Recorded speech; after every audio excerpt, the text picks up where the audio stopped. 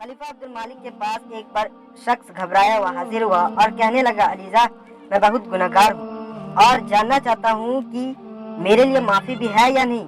खलीफा ने कहा, क्या तेरा गुनाह जमीन और आसमान से भी बड़ा है? जवाब दिया, बड़ा है। खलीफा ने कहा, क्या तेरा गुनाह लौह कलम से भी बड़ा है? उसने कहा, बड़ा है। पूछा, क्या तेरा गुनाह अर्शो कुर्सी से भी बड़ा है?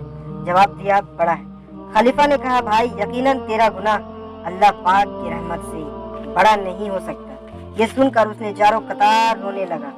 खलीफा ने कहा, भाई, आखिर मुझे पता भी तो चले कि तुम्हारा गुनाह क्या है।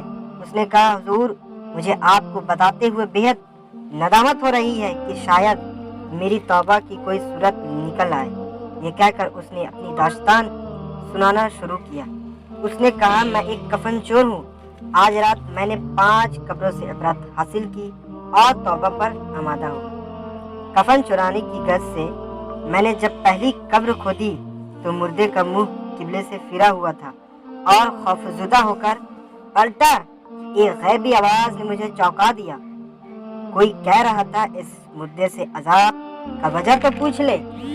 मैंने घबरा कर कहा, मुझ में हिम्मत नहीं, तुम ही बताओ। आवाज आई, यह शख्स शराबी और जानी था।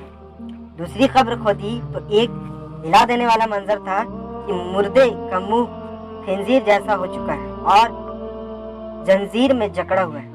गैब से आवाज आई, ये झूठी कस्में खाता और हराम खाता था। तीसरी खबर खोदी तो उसमें भी एक भयानक मंजर था। मुर्दा ठुड्डी की तरफ जबान निकाले हुए था और उसके जिस्म में आग की कीलें ठोकी हुई थी। गैबी आवाज ने बताया, ये गीबत करता, चुगली खाता और लोगों को आपस में लड़वाता था। जब चौथी कब्र खोदी तो मेरी निगाहों के सामने एक बेहद सनसनीखेज मंजर था। मुर्दा आग में उलट पलट हो रहा था और फरिश्ते उसको आग के हथौड़े से मार रहे थे। मुझ पर एक दम दहशत तारी हो गई और मैं भाग खड़ा।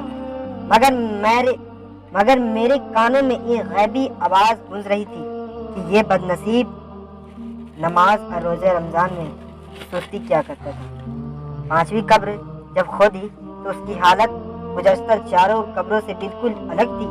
उस कब्र में देखा कि अंदर एक तख्त पर खूबसूरत नौजवान बैठा हुआ था।